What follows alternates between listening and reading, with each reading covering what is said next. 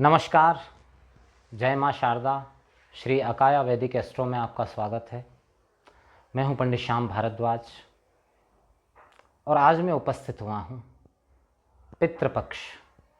पितृपक्ष की शुरुआत हो रही है। पितृपक्ष में क्या करना चाहिए? सबसे पहले तो संसार के सारे पितरों को मैं प्रणाम करता हूँ। ओम पितृभ्यो नमः, ओम पितृभ्यो नमः। पितृपक्ष का एक ऐसा उपाय, एक ऐसी विधि आज मैं यहाँ आपको बताने वाला हूँ कि किसी भी बहुत लंबी चौड़ी प्रक्रिया के बजाय एक छोटे से तरीके से, छोटे से उपाय से जो आप घर में ही कर सकते हैं, आप पितृ संबंधित किसी भी समस्या से आप मुक्ति पा सकते हैं, अपने पितरों को संतुष्ट कर सकते हैं। और पितृ जब प्रसन्न होते हैं तो व्यक्ति के जीवन में धन धान्य हर तरह की वृद्धि होती है, उसके घर में आनंद की वृद्धि होती है। घर के मानसिक तनाव, बीमारी, हर तरह की परेशानियों से उसे छुटकारा मिलता है। तो क्या करना है आपको? आप चाहें तो पूरे 16 दिन रोज़ाना इस प्रयोग को कर सकते हैं, या फिर विशेष रूप से जिस दिन आपके पितरों का श्राद्ध है उस दिन आप अवश्य ही कर लें। क्या करना है? सुबह स्नान आदि से निवृत्त होकर के कोई भी श्वेत वस्त्र धारण कर लें, धोती कुर्ता आदि कोई पहन लें। पहन करके दक्षिण मुखी होकर के बैठ जाएं।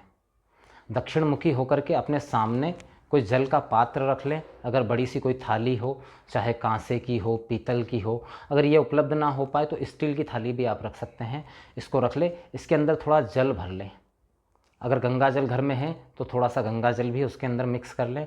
साथ में थोड़े से काले तिल डाल लें। और एक घास आती है जिसको डाब कहते हैं, जिसके आसन बनाए जाते हैं। घास ही रहती है, वो थोड़ी सी कठोर घास रहती है जिसके आसन बनाए जाते हैं। आपको क्या करना है? उस घास के तिनके की 2 अंगूठी बना लेनी है। अंगूठी टुकड़ा तोड़ के इस उंगली में, अपनी फर्स्ट फिंगर, इंडेक्स फिंगर जिसको कहते हैं, अंगूठे के पास वाली उंगली, इन दोनों उंगलियों में जैसे अंगूठी बनाते हैं वैसे बना लें।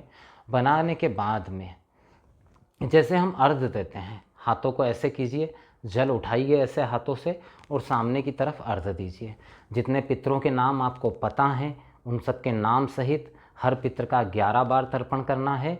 और जो आपको नाम नहीं पता है वहाँ पर आपको एक शब्द इस्तेमाल करना है, आहुत अनाहुत।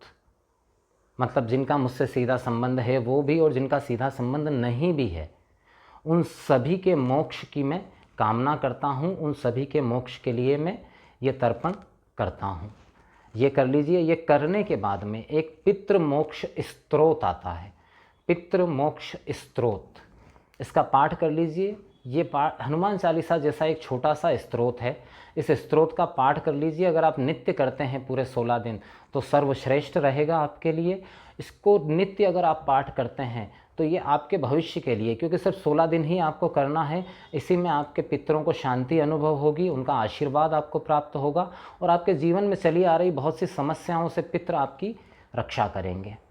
अब कई लोग ये कहते हैं कि पितर तो जा चुके हैं, दादा परदादा, इन लोगों को क्या का आशीर्वाद कैसे प्राप्त हो सकता है? देखिए, मेरी एक बात हमेशा याद रखिएगा। ये साइंस की थ्योरी तो बहुत बाद में आई है, डीएनए आरएनए आदि, लेकिन शायद आपको आपके परदादा का नाम नहीं पता हो, लेकिन आपका डीएनए, आपकी स्किन का कलर, ये आपके पितर जानते हैं और यही आपके पितरों को भी जानता है। आपका ओरा जो है, उस ओरा के अंदर आपके पितरों का आशीर्वाद समाहित रहता है। अगर वो नकारात्मक प्रभाव करते हैं तो उस ओरा का नकारात्मक प्रभाव हमको मिलता है, अगर सकारात्मक प्रभाव करते हैं तो सकारात्मक प्रभाव मिलता है। तो रोज़ 15 से 20 मिनट का ये प्रोसीजर अगर आप फॉलो कर लेते हैं, वैसे मैं तो चाहूँगा कि हर व्यक्ति नित्य करे इसको। पितृमोक्ष स्तोत्र अगर आप सर्च करेंगे तो गूगल पे भी आपको मिल जाएगा। अगर आपको नहीं मिलता है तो आप मुझे मैसेज करिए, मैं आपको कमेंट बॉक्स के अंदर पितृमोक्ष स्तोत्र जो है उसको लिख करके पहुंचा दूंगा। उसका आपको 16 दिन नित्य पाठ करना है और साथ में तर्पण की जो विधि मैंने बताई है, अगर इस विधि को समझने में आपको कोई समस्या है तो आप मुझसे मैसेज बॉक्स में मैसेज करके इस बारे में बात कर सकते हैं। तो पितृ काल का लाभ उठाइए, पितरों के मोक्ष की प्रार्थना करिए, पितरों के एहसानमंद रहिए कि उन्होंने ये जीवन, उनकी वजह से ये जीवन आपको प्राप्त हुआ है। इसी के साथ अपने शब्दों को यही विराम देता हूँ, फिर हाजिर होता हूँ एक नए विषय के साथ। जय माँ शारदा।